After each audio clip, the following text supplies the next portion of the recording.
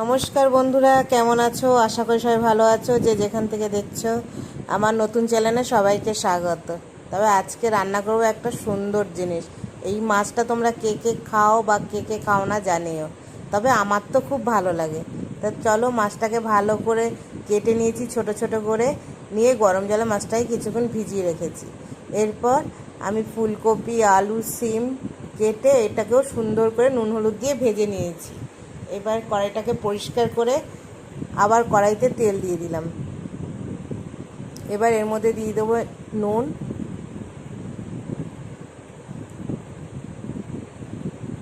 আর একটু হলুদ গুঁড়ো দিয়ে দিলাম, তাহলে মাছগুলো দিলে আর ছিটবে না।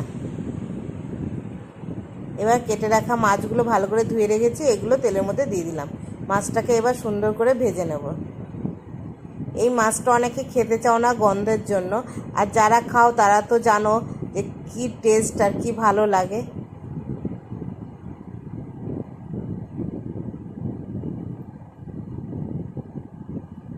একদম গ্যাস কমিয়ে ভেজে নেব, তাহলে ভিতর থেকে বেশ সুন্দর মাছটা হবে। এগুলো তো শুকনো মাছ অনেক দিনের, তা ভিতরে যাতে ভালো করে হয়ে যায়, তাই গ্যাসটাকে কমিয়ে আস্তে আস্তে মাছটাকে সুন্দর করে ভেজে নেব।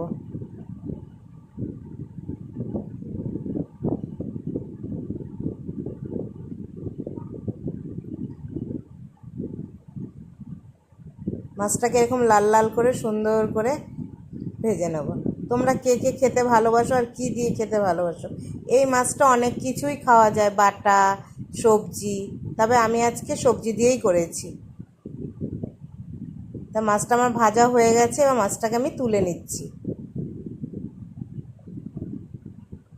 রোজ রোজ বড় বড় মাছ খেতে আর ভালো লাগে না, মাঝে মাঝে এরকম একটু খাওয়ার দরকার আছে, তাহলে ভালো লাগে।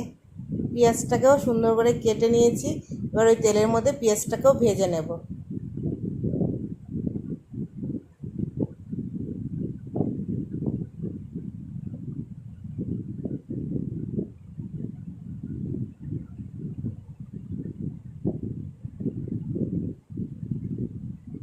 পেঁয়াজটাকে বেশি ভাজবো না, একটু গাটা লাল লাল হয়ে গেলে, বাদামি রং হয়ে গেলেই ব্যাস, তারপর সব মশলা এক এক করে পেঁয়াজের মধ্যে দিয়ে দেবো।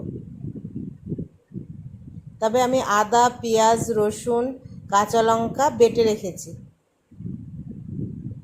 সেটা তোমাদের দেখানো হয়নি।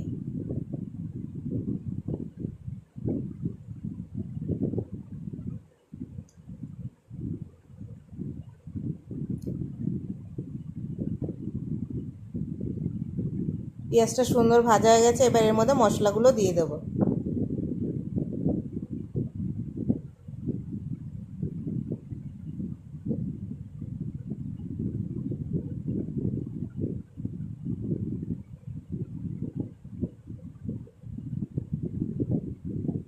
মশলা বাটি ধোয়া জল ছিল, দিয়ে দিলাম একটুখানি। এবার দেব স্বাদ মতো নুন, হলুদ, লঙ্কার গুঁড়ো।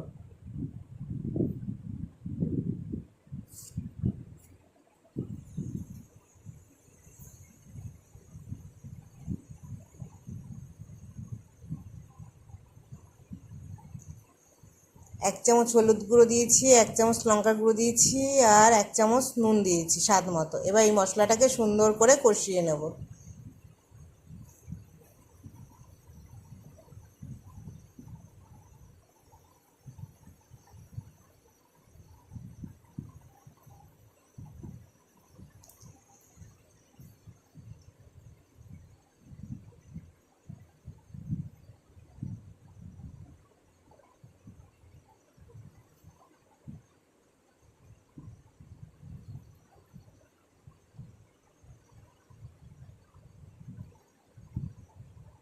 এই মাছ শীতে গরমে সবসময় ভালো লাগে, যারা খায় না তাদের কাছে কখনোই ভালো লাগে না, তবে আমাদের ভালো লাগে।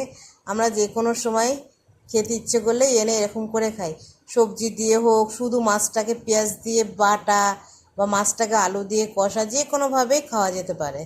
তা আমি মটরশুঁটিও দিয়ে দিলাম।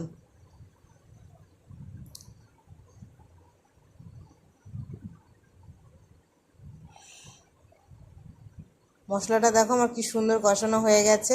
এরপর ভেজে রাখা সবজিগুলো আমি এর মধ্যে দিয়ে দেবো।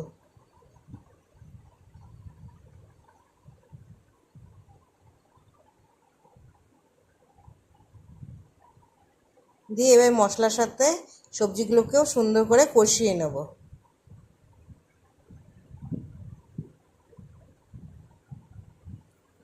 ভেজে রাখা মাছগুলো এবার দিয়ে দিলাম। এবার দিয়ে সব কিছু একসঙ্গে কষাবো।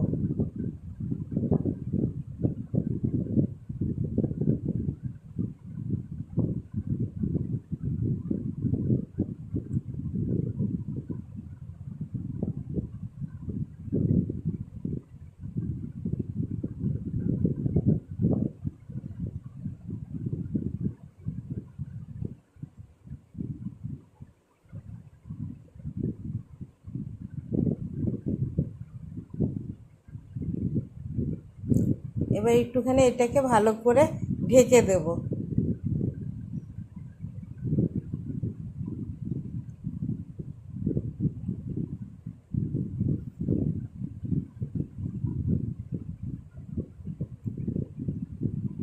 দিয়ে দেখো নুন একটু কম হয়েছে, তাই একটু নুন দিয়ে দিলাম, আর উপর থেকে ধনেপাতা কুচি ছিটিয়ে দিলাম।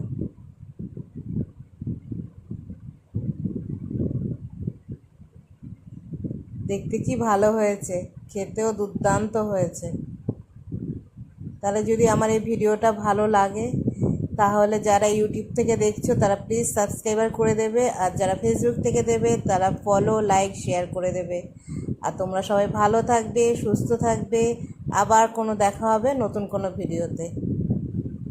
আর আমার এই রান্নাটা কীরকম লাগলো সেটাও জানাবে, আর তোমরা কে কে খেতে ভালোবাসো সেটাও জানাবে।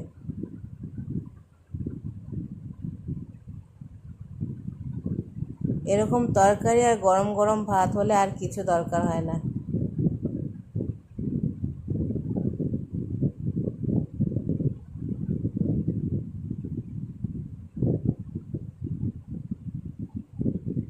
দাঁড়াও দেখে নি নুনটা ঠিক হয়েছে কি না। ব্যাস, কমপ্লিট।